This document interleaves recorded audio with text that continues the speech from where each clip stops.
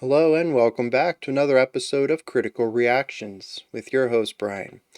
We're going to continue on with this week's theme of unlikely features, looking at bands featuring artists who you typically just wouldn't associate with, and really interesting to hear them together. We're going to be looking at one today that's kind of interested me a bit. We have Nick Cave and the Bad Seeds featuring Kylie Minogue.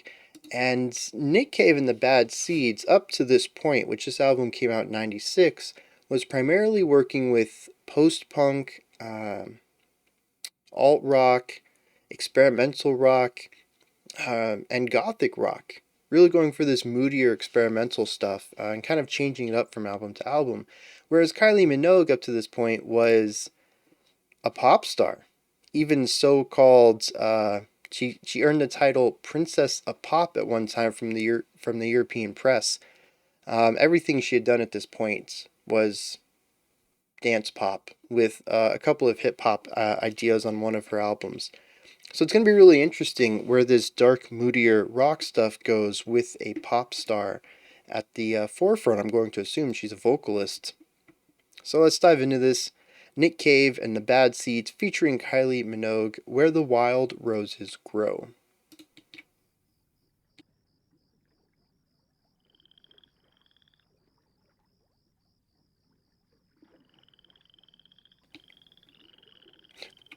I immediately recognize this as swamp sounds. Water, frogs, insects chirping.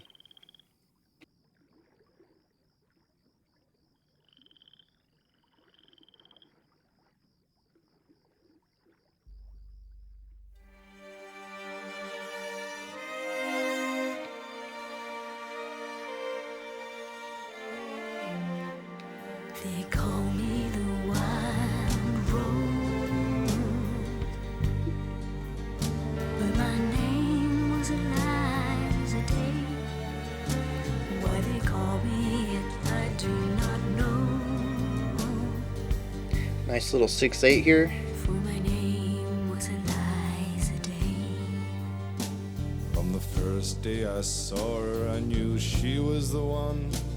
She stared in my eyes and smiled. Oh, that note. So much darkness to it. That grew down the river all bloody and wild. When he knocked on my door and entered the room, my trembling subsided in his sure embrace. He would be my first man, and with a careful hand, he wiped out the tears that ran down my face. And the way everything comes together. They call me the wild rose, but my name The guitar, the piano, the violin, the swells of everything. why they call me that I do not know. For my name was Eliza Day. On the second day I brought her a flower. She was more beautiful than any woman I've seen. I said, do you know where the wild roses grow? So sweet and scarlet and free. On the second day he came with a single red rose.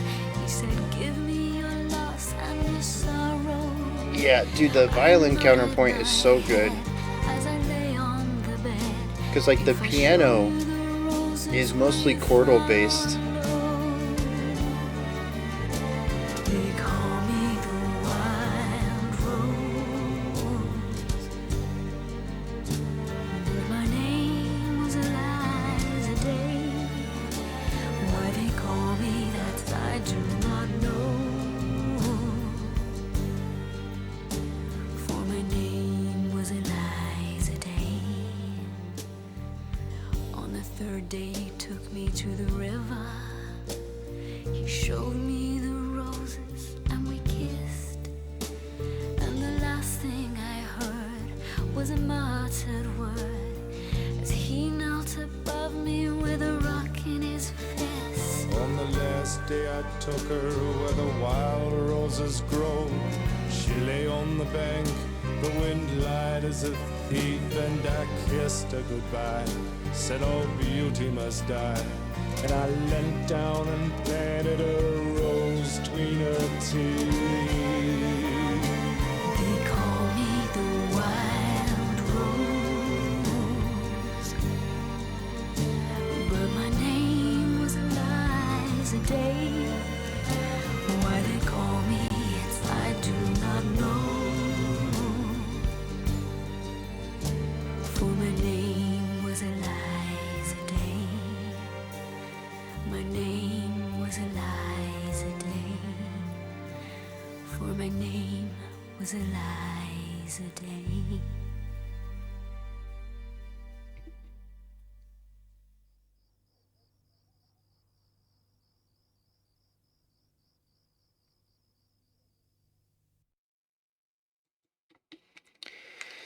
All right. Uh, this is a very specific kind of song. It fits into, at least in my mind, the folk genre. But if you know the if you know the album title to this, everything kind of clicks into place. It's called Murder Ballads. And there is a whole subgenre that, like I said, I associate with folk here, of ballads, of slower, down-tempo tracks that tend to have a little bit of a bittersweet, nostalgic element to them about murdering people, and usually there's love involved in some way or another. And it creates a romantic element to the murder. I was actually introduced to this recently with oh, that sucks. I'm blanking out on them. It's a band that I've actually showcased before as and Bryan recommends back in like week 60 something. Um, and I can't think of what they're called. Oh, Bridge City Sinners. And they did a murder ballad, and I was introduced to the term with that single. And I kind of looked into it a bit because I'd never heard of this before, and I was like, "Is this really a thing?" But yeah, it's definitely a thing, and that's where this sits. So, in the idea of folk music, there is a simple musical idea that exists. Did I say simple or single? I meant single, but it can be simple, and we'll get into that. It's a single musical idea that exists pretty much from start to finish. There might be a variation or a twist for a verse, and we do see a verse here. We have, sorry, for a chorus. And we do have verse, chorus, verse, chorus, verse, chorus. That's how the song runs. I think we had 3 sets, right? Where I think that deviates a little bit from most folk, which is verse, verse, verse, verse, verse. It's all about telling the story. But the idea is for the music to create the atmosphere and the sound floor for the vocals to sit within. And this does it exemplary. The music creates this melancholy, it creates a darkness in the atmosphere that the lyrics can then lean into with their theme and topics and words. The music is crafted from a guitar that gives us a pretty typical 6/8 strumming pattern and follows a pretty standard down-tempo, melancholic chord progression, 4-chord progression. We have a violin over on the left that is beautiful. We should probably touch on that last. We have a piano off on the right. And it's primarily doing chordal things as well. In fact, the entire left side, our guitar and piano, are doing chordal things. However, the guitar plays the entire chord at once.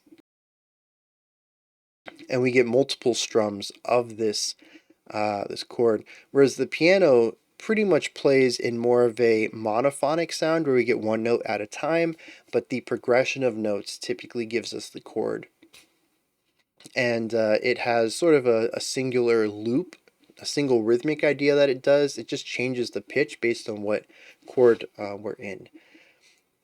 Then we have the violin over on the left, which is just gorgeous. It has a linear idea to it. It doesn't feel loop based although I think there is a larger loop to it because I did pick up on some ideas repeated later on. So it's probably not like a 1 or 4 bar loop, but it could be like an 8 or 16 bar idea that feels rather linear in the moment, but is an ostinato or a riff for rock and metal folk that is repeated from verse to verse, chorus to chorus.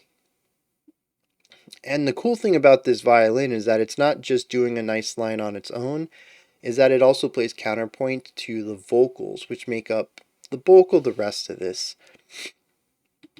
The vocal work in the verses is a trading of spotlight, where we have one vocalist tell their side of the story and the other vocalist tell their side of the story about the same moment in time. Each verse, I believe, is says on the first day, on the second day, and on the third day, which I thought was really neat because we'll get into this on the lyrics, but I'm pretty sure Kylie said on the third day we met, and Nick said on the last day we met, but they were talking about the same day.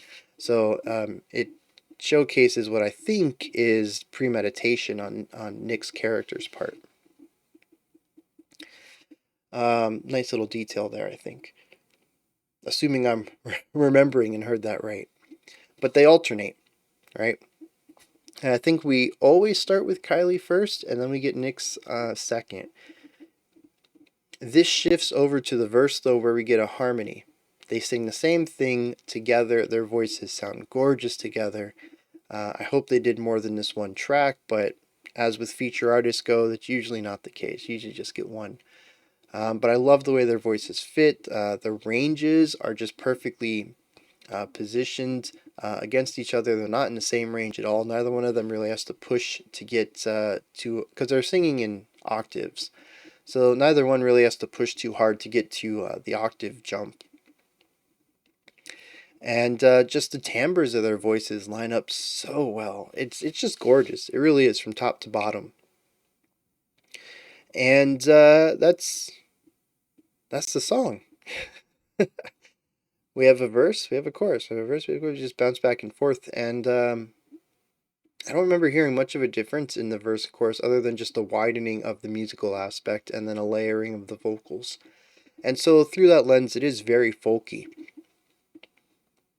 But yeah, this is what I'm talking about, because this definitely has that goth rock, almost like a country thing going on.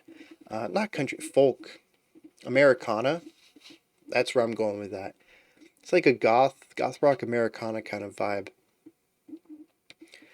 And Nick's voice fits perfectly into that, which makes sense. It's the style he traditionally sings in. I'm sure it's, he crafted that because his voice works very well with it, or because, whatever.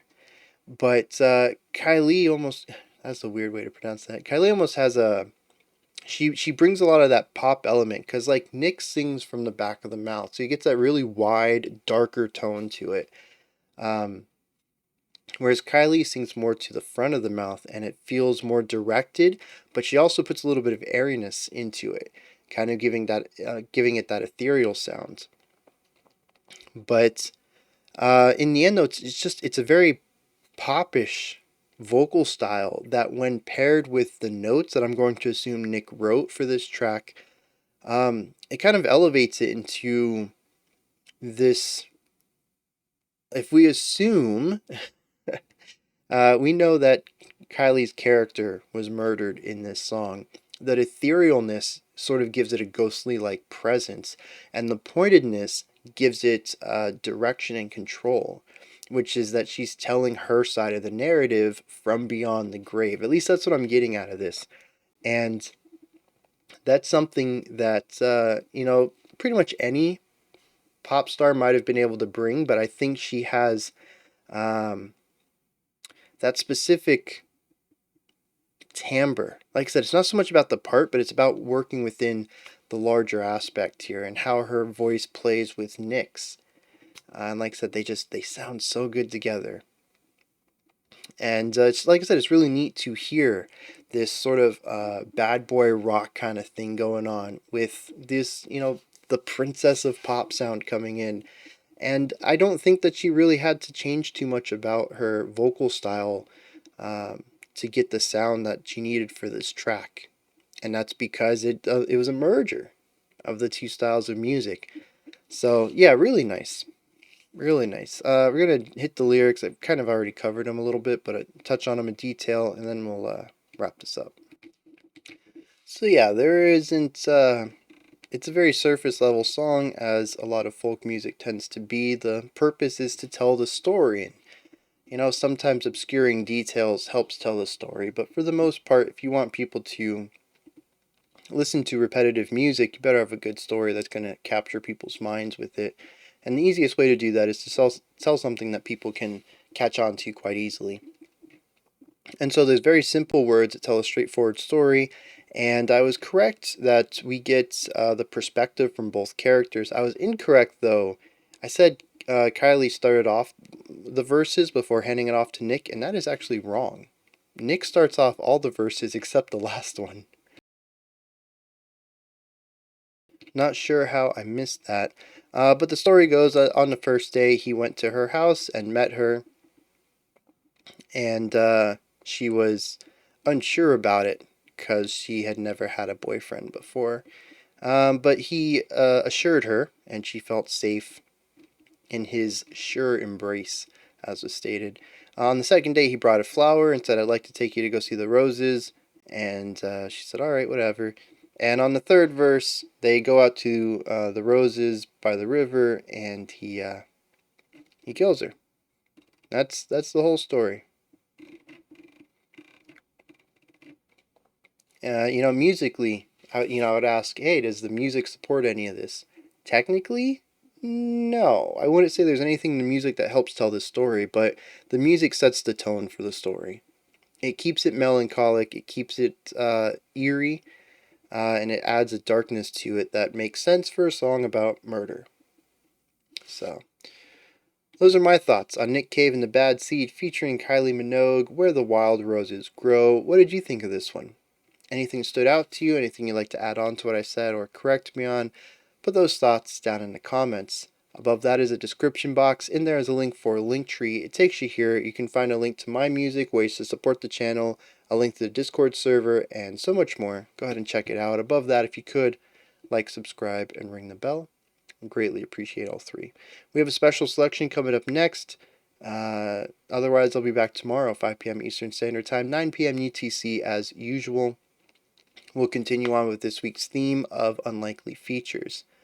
Until next time, remember to be critical, not cynical, of the music you listen to, and have a fantastic morning, afternoon, or evening whenever you choose to watch my videos.